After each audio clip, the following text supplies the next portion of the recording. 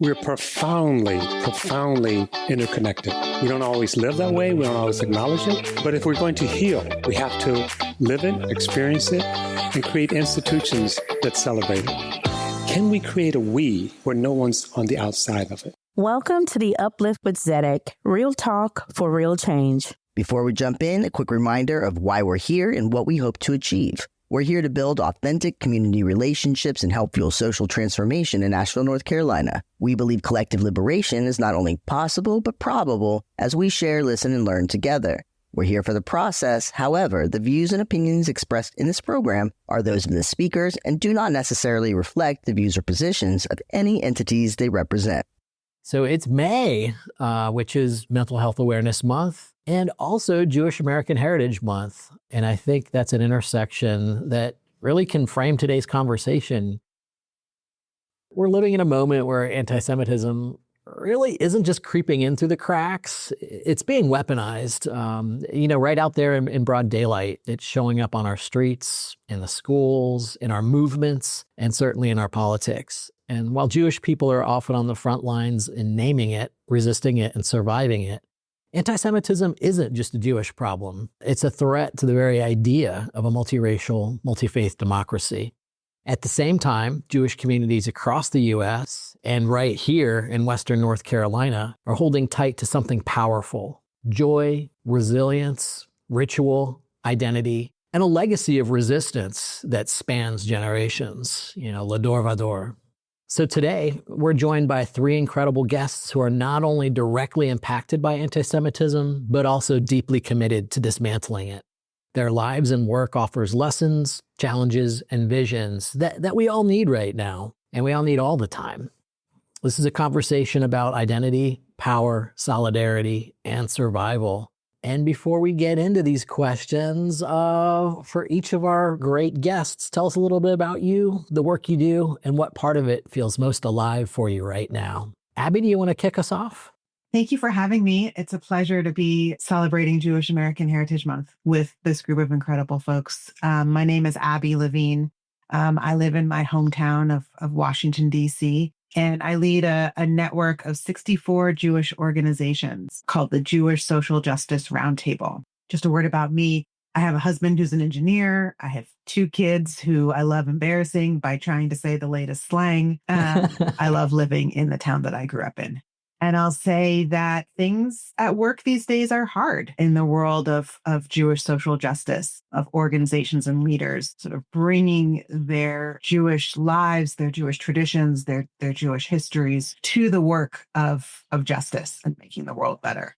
So things are hard, but I'm seeing real grit as well. And as we work at the Jewish Social Justice Roundtable, our work is really to strengthen and align our organizations, Jewish social justice organizations, in order to, on the one hand, make justice a core expression of Jewish life, the other hand, create a more equitable world. So right now, it does kind of feel like our values and our identities are under attack from all sides, and the fear and the fatigue is real.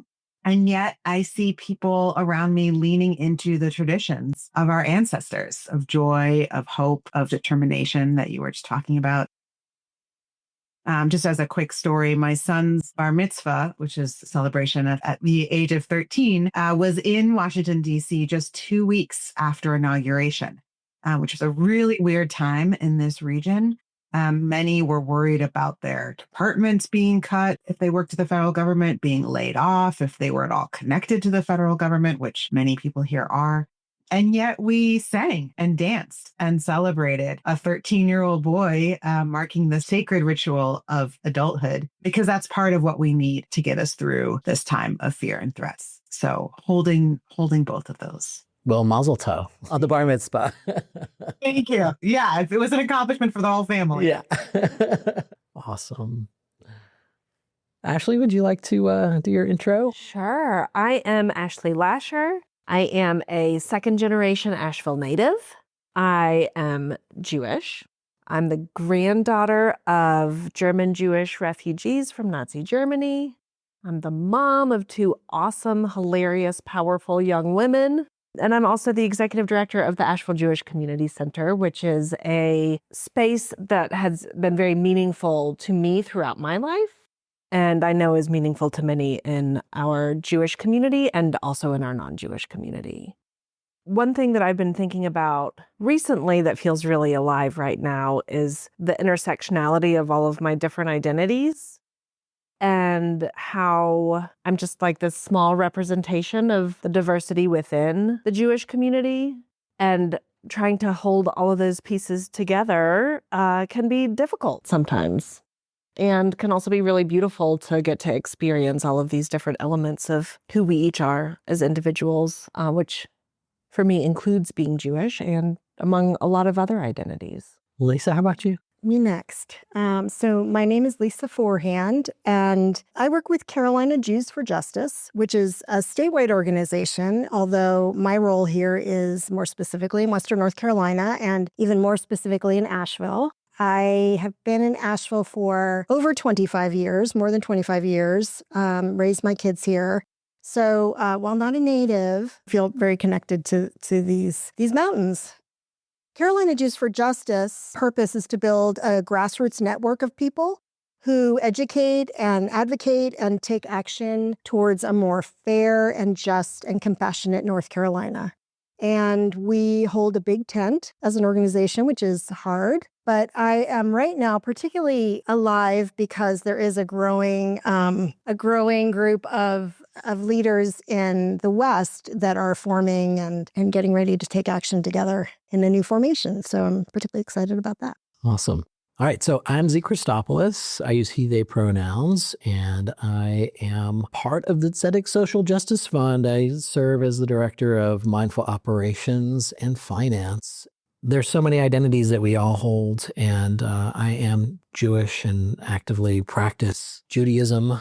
That's one of my identities. Transgender person, that's another one of my identities. And what feels alive for me right now are a lot of the connections of the different identities. And I think that each of us in our introductions have touched on that. And for me, there's a big tradition of discussing and arguing as Jews internally, right? So we do that as part of our faith tradition, as part of our history, as part of what connects us across the generations. And that's something that does feel alive, and as Jews, we don't agree on all things. We come from many different backgrounds, many different places, many different beliefs. What to me is important is when we can all come together in a room and talk about what is important for us and the very philosophies that we hold on to that allow us to thrive in these moments and how we can survive and how we can respectfully listen to each other, hear where our differences lie and where we can come together and what we do have in common and the values that are important to us. So that's what's making me feel alive in this time of spring, as well as having some aliveness in my kiddo and my partner. Having a 3-year-old really makes you be in the present moment.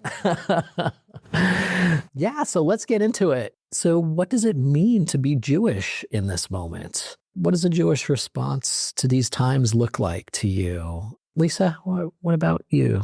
I think the question, what does it mean to be Jewish in this moment, strikes a particular chord around what is Jewish and that we are not a monolith. We like to say, once you've met one Jew, you've met one Jew.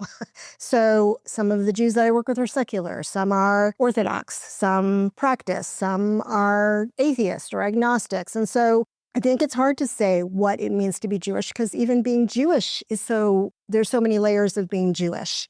I will say that the ongoing war in Israel-Palestine is incredibly challenging for our community and polarizing. And I'm not sure that there is a Jewish response to all of that. But what I hope is as we look at issues from a faith perspective, a Jewish perspective, that we would bend the arc towards justice and good and find common humanity in light of it being such a troubling time.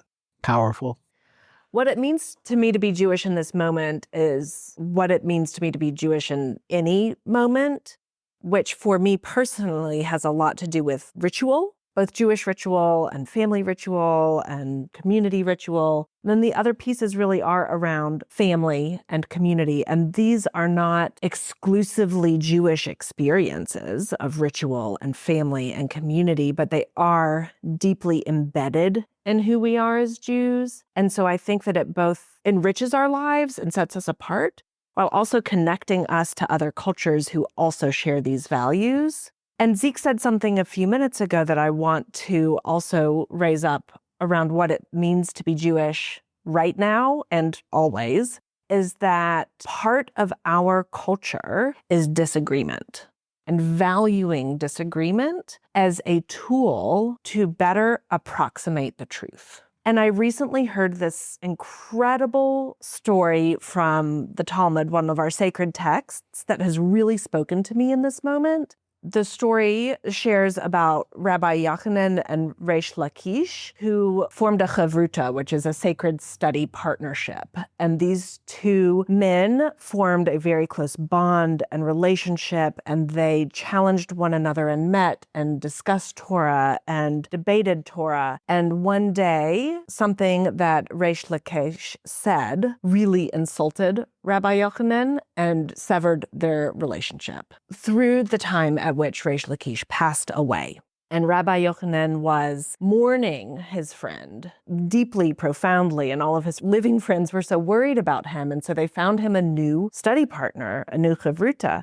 So he started meeting with this new study partner, and the new study partner agreed with everything that he said. And Rabbi Yochanan said, "Who is this guy? I already know how good my ideas are. I don't need somebody else to tell me how good my ideas are." Reish Lakish challenged me. He had 53 arguments against everything I said. And because of that, I was able to better approximate the truth, better learn Torah, go deep in my own belief system, and better understand others. And I think that that is such an important story for us to remember right now, that rather than dividing ourselves among ways in which we may believe differently from one another, or we may have a different experience or a different feeling about a big topic or issue, that we actually are learning so much when we are debating and challenging one another, and doing so in a respectful and loving way where you can maintain your friendship and your relationship throughout. It only serves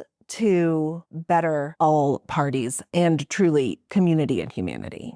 I love that. I love hearing that story. Thank you for bringing it to this conversation. I agree. Disagreement is important in Jewish communities. I think for me, part of what I love about being Jewish is the focus on this world and our actions here. You know, there's a serious obligation in Judaism to partner with God or a higher power, however one thinks about that, to partner with that higher power in the work of Tikkun Olam, which means of making the world a better place. We're actually obligated to do that work while we are here on this earth, to create systems and cultures that include all of us with no exceptions, both for our own Jewish community and for the world that we live in. And it's an obligation deeply rooted in our tradition. It's a moral obligation, but it's also a self-interested one, in my opinion, in how it plays out right now. Because as we've been saying, Jews are not a monolith. Jews come in all colors, shapes, sizes, and backgrounds. You know, not all Jews are wealthy, despite that stereotype. In fact, a recent study found 19% of Jewish households in the US either can't make ends meet or are just managing to make ends meet. And we're not all white. About 15% of young Jewish adults are people of color. There's a huge chunk of us, 10% are LGBTQ, and about 20% are estimated to have a disability. So when we work for justice or equity or a world where everyone can thrive, it's actually for ourselves as well as for others. So I think that's part of what it means to me to be Jewish in this moment, is to be remembering and holding all of those different identities in the way that I walk in the world and the way that I act in the world. It's funny for me to remember that Judaism is both a religion and an ethnicity. It can be confusing. Like, you can be Jewish and, like Lisa was saying, not even go to synagogue, or you can go every week. And you don't have to believe in God even to be Jewish, because a huge part of what it means to be Jewish is our food, our holidays, our sense of peoplehood. And for me, that's really real, that being Jewish in these times and always is about cooking traditional food like matzo ball soup with my family, and also about fighting back against the authoritarian patterns that we're seeing right now.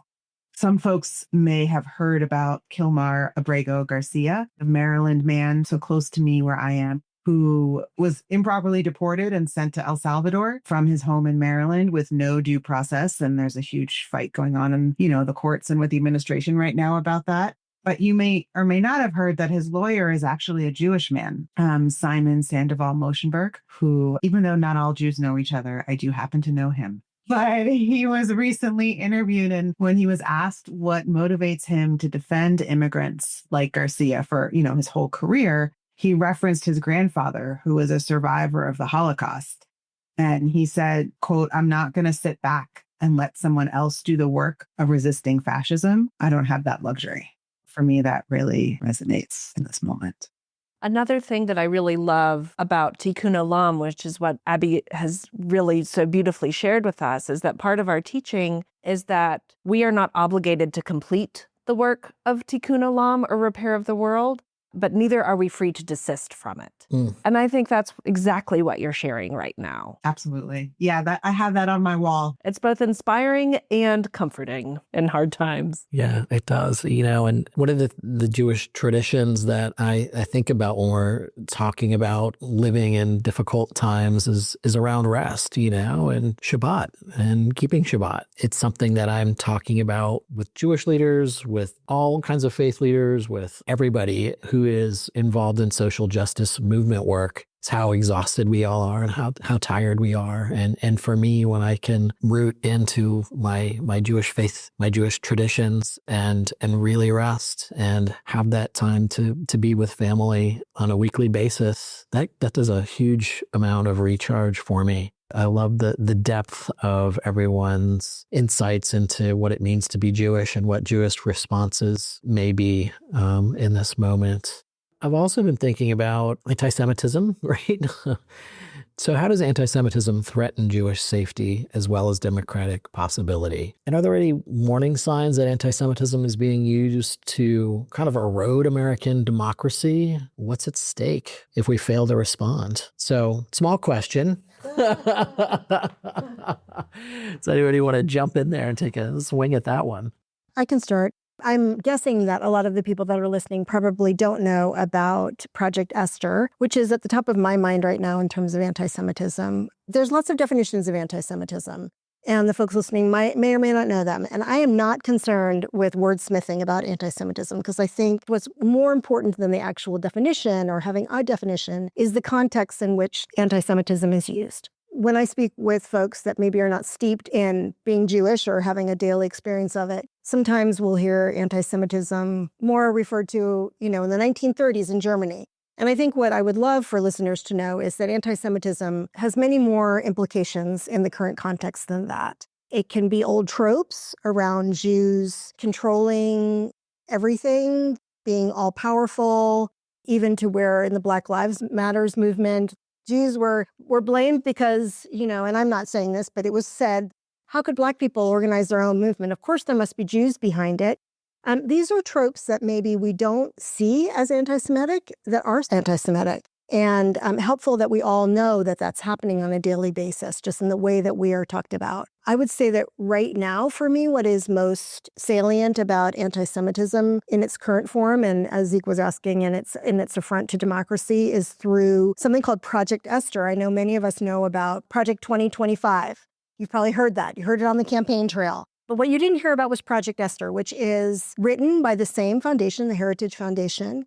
It instrumentalizes anti-Semitism. We call it like smokescreen anti-Semitism, to fight against having free speech, civil rights, and to bring down pro-Palestinian movement. So what I want to say about that is there's a plan, and it's being used, and it's being implemented. And they're saying what they said they'd do in terms of anti-Semitism, using anti-Semitism. It was not written by Jews. It was written by predominantly Zionist Christians. And it really does use anti-Semitism for its own purposes. It's a direct affront to democracy. It's a direct affront to the fact that due process has not been followed and 14th Amendment rights have not been followed. It's being used in that way as a smokescreen for what this administration wants to do. I think that if we think that this administration is standing up for Jews by attacking universities, perhaps for their ability and their students to have free speech, My experience of anti-Semitism is in this administration is that they are not speaking for us or with us or by us. They are using it instead to directly tackle democratic principles and rights. One thing that I find particularly concerning around anti-Semitism threatening Jewish safety and also democratic possibility is there is both actual and perceived threats to Jewish safety on all sides of the table in this moment. Sometimes it's overt, like a swastika being painted in a roadway in Waynesville, and sometimes it's more veiled, like discounting Jews, disbelieving Jews, blaming Jewish people, holding them responsible for the actions of a foreign government or for the actions of our own government here in the United States. And this feels eerily familiar for Jewish people. We are paying attention, and it also sets us on very high alert. Within our Jewish community right now, there's a strong sense of anxiety around anti-Semitism, with the feeling that it could come from anywhere at any moment.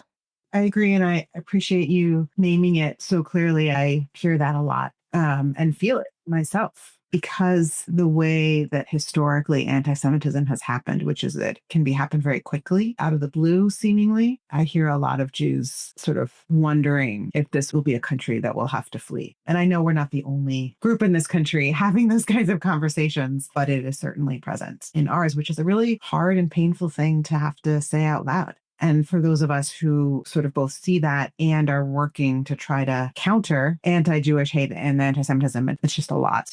So coming back to the importance of Shabbat and the importance of rest is really real. You know, I've just heard lots of heartbreaking stories of young Jewish students being hurt physically and emotionally, excluded from conversations and discussions because of their Jewish identity. Sort of to state the obvious, hundreds of synagogues have received bomb threats or had swastikas painted on their doors, including my local synagogue had received a bomb threat.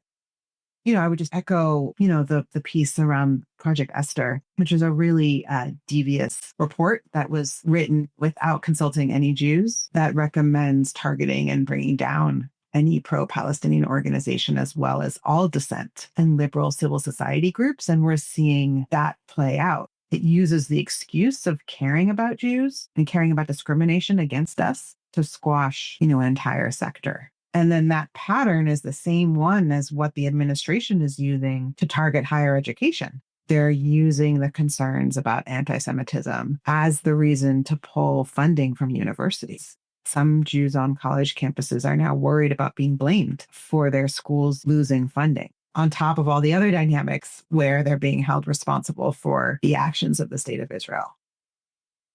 So the blaming and the scapegoating is something that we're seeing now in really significant ways. Anti-Semitism is one of the classic tools in an authoritarian's toolbox.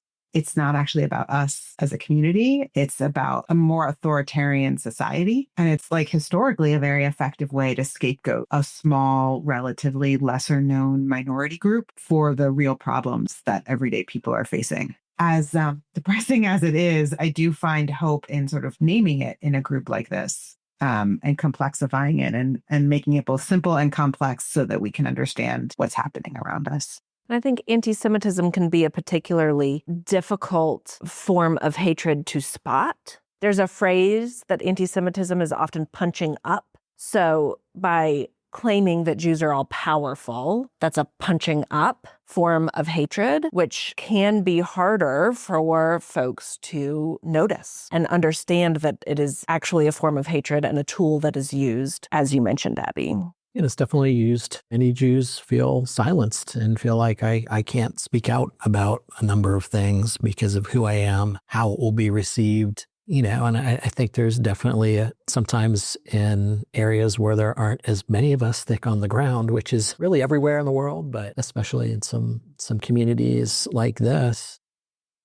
Am I the representative of my race, of my ethnicity, of the Jewish people when I speak? And there's a real fear around that. I think about how Jews stand in solidarity and say, not in our names, not in my name.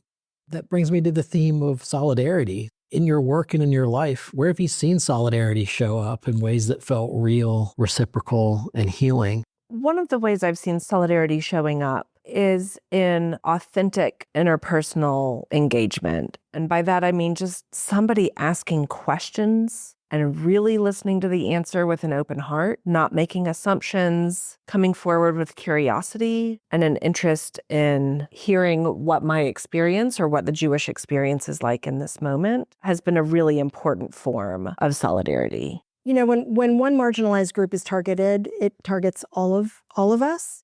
Some of the ways that this has showed up and that have been really heartening is that over Passover, the second night of Passover, there were 18, which is an auspicious number for Jews, meaning life and 18. 18 rabbis came out and they crafted a courageous message calling the Trump administration to reverse their course on deportation and adhere to democratic norms. And that was courageous in and of itself for these 18 rabbis to do that. But what was so heartening to me was that after that went out, we put out a call and asked North Carolina interfaith leaders and clergy. As of today, 184 North Carolina clergy and lay leaders responded in support of that. I'm an interfaith minister, so maybe it's what speaks to me and makes me feel more comfortable claiming my Jewish identity, but also realizing that there's many paths and that we can come together to make a difference. So that's particularly heartening to me in solidarity that we stand together, because when one of us falls, we all fall. I'll also give an example of there were flyers, anti-Semitic flyers that were put out in Greensboro and Raleigh, and some of our non-Jewish allies picked up the flyers. They picked them up off the lawns, so they sort of reduced harm. And then they came directly to us, to Carolina Jews for Justice, and said, what do you want us to do with this? And we're like, give it to us. We'd like to look at it. We also really appreciate that you picked those up and that people didn't have to experience the trauma if you were Jewish, but also read stuff that we don't ever want out there. I just feel like there's been so much support and coming together that is heartening to me as a way for me to feel safe, honestly, for Jewish people to feel safe that we're not alone and that some folks understand and have our backs as we would theirs. Works both ways. So it's heartening to me and thinking about solidarity in that way. Yeah, I agree that, whenever there are multi-faith, multiracial coalitions where that include Jews, that's helpful. So really any signs of solidarity is where the hope is. And I've been working lately with in one of those kinds of coalitions around diversity, equity, and inclusion, sort of talking about how that's necessary for an inclusive multiracial democracy where we can all thrive, including Jews. Diversity, equity, inclusion is still legal and necessary in this country.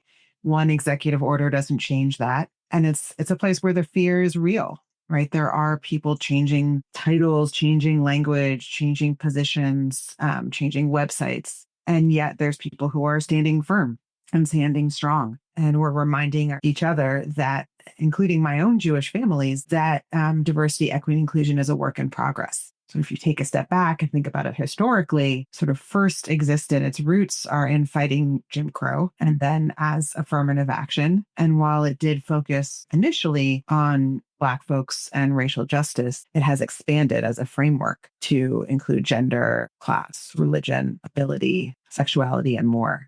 And it's actually the place where people, can and should and do learn about Jews and our stories, along with the stories of other minorities in this country.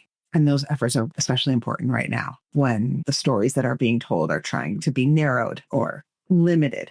We, as Jews, are a people of telling and retelling stories. We want our stories and other people's stories to be told and retold.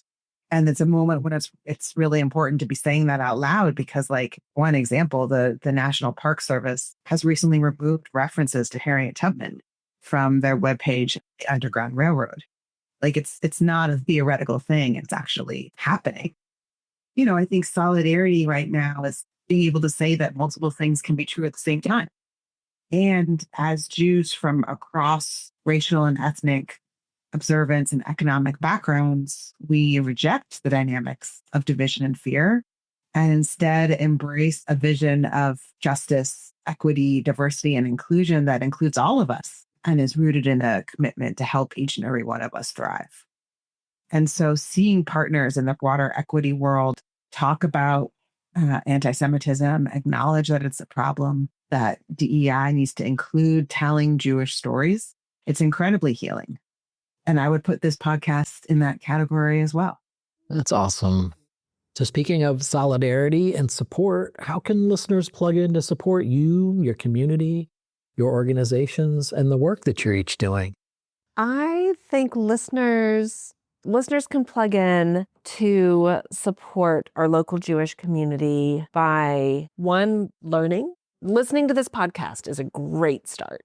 Learning about Jewish experience, Jewish diversity, Jewish intersectionality, I think is incredibly important.